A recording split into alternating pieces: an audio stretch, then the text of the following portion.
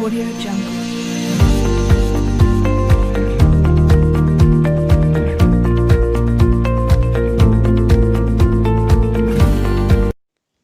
Assalamualaikum warahmatullahi wabarakatuh. Selamat pagi anak-anak. Bagaimana kabar kalian hari ini? Semoga kalian semua dan keluarga di rumah selalu dalam lindungan Allah Subhanahu wa taala. Sebelum kita mulai pelajaran hari ini, kita berdoa dulu ya, supaya apa yang kita dapat hari ini, yang kita pelajari hari ini bisa bermanfaat untuk kita semua. Bismillahirrahmanirrahim. Rabbi zidni ilma warzuqni fahma. Amin. Sekarang kita sudah memasuki semester 2. Otomatis kita ada di bab baru lagi, yaitu bab tentang pemanasan global. Di pemanasan global itu sendiri, kita akan mempelajari tentang efek rumah kaca. Nah, untuk indikator pencapaian kompetensinya, yang pertama, menjelaskan pengertian efek rumah kaca, menjelaskan proses terjadinya gas rumah kaca, menjelaskan penyebab timbulnya efek rumah kaca, dan juga menyebutkan dampak positif dan dampak negatif dari rumah kaca. Sampai sini, kalian harus paham dulu ya, materi-materi apa saja yang akan kita pelajari pada pertemuan hari ini. Yang pertama, kita akan membahas tentang pengertian efek rumah kaca. Jadi, istilah efek rumah kaca dalam bahasa Inggris disebut juga greenhouse effect. Pada awalnya berasal dari pengalaman para petani yang tinggal di daerah beriklim sedang, yang memanfaatkan rumah kaca untuk menanam dan menyimpan sayur mayur dan bunga-bunga di musim dingin. Jadi, efek rumah kaca adalah proses pemanasan alami yang terjadi ketika gas-gas tertentu di atmosfer bumi memerangkap panas. Sampai sini paham ya?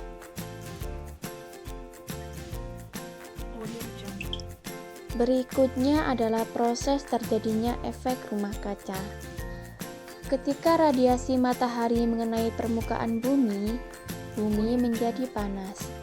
Radiasi panas bumi dipancarkan kembali ke atmosfer, namun terhalang polutan udara, sehingga terperangkap dan dipantulkan kembali ke bumi. Proses ini menahan beberapa panas yang terperangkap dan menyebabkan bumi menjadi hangat serta semakin meningkat. Materi selanjutnya adalah tentang penyebab timbulnya efek rumah kaca. Efek rumah kaca disebabkan karena naiknya konsentrasi gas karbon dioksida atau CO2 dan gas-gas lainnya atau CH4 metan dan N2O atau nitrous oksida, HFCS atau hydrofluorocarbons, PFC5 atau perfluorocarbons, dan SF6 atau sulfur hexafluoride di atmosfer yang disebut gas rumah kaca. Kenaikan konsentrasi CO2 atau karbon dioksida ini disebabkan oleh kenaikan pembakaran bahan bakar minyak, batu bara, dan bahan bakar organik lainnya yang melampaui kemampuan tumbuhan-tumbuhan dan laut untuk mengabsorpsinya. Gas rumah kaca dapat dihasilkan baik secara alamiah maupun dari hasil kegiatan manusia. Namun, sebagian besar yang menyebabkan terjadinya perubahan komposisi gas rumah kaca di atmosfer adalah gas-gas buang yang teremisikan ke angkasa sebagai hasil dari aktivitas manusia untuk membangun dalam memenuhi kebutuhan hidupnya selama ini. Sedangkan dampak positif dari efek rumah kaca itu sendiri ada 4.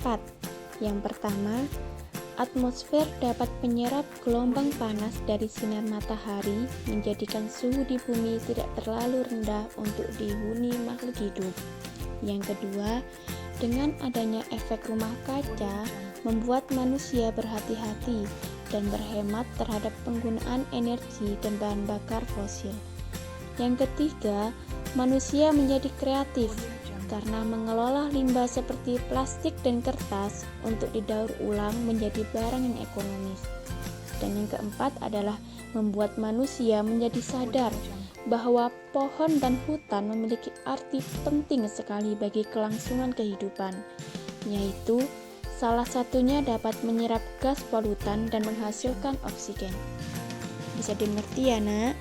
Dan dampak negatif yang ditimbulkan efek rumah kaca, yang pertama, meningkatnya suhu permukaan bumi akan mengakibatkan adanya perubahan iklim yang sangat ekstrim di bumi. Hal ini dapat mengakibatkan terganggunya hutan dan ekosistem lainnya, sehingga mengurangi kemampuannya untuk menyerap karbon dioksida di atmosfer. Dampak yang kedua adalah pemanasan global mengakibatkan mencairnya gunung-gunung es di daerah kutub, yang dapat menimbulkan naiknya permukaan air laut. Yang ketiga, meningkatnya suhu air laut sehingga air laut mengembang dan terjadi kenaikan permukaan laut yang mengakibatkan negara kepulauan akan mendapatkan pengaruh yang sangat besar. Dan dampak yang keempat adalah menjadi penyebab global warming dan perubahan iklim. Iklim di bumi menjadi tak menentu dan susah diprediksikan, sehingga mengganggu sistem penerbangan dan petani dalam menentukan masa panennya. Sampai sini paham ya?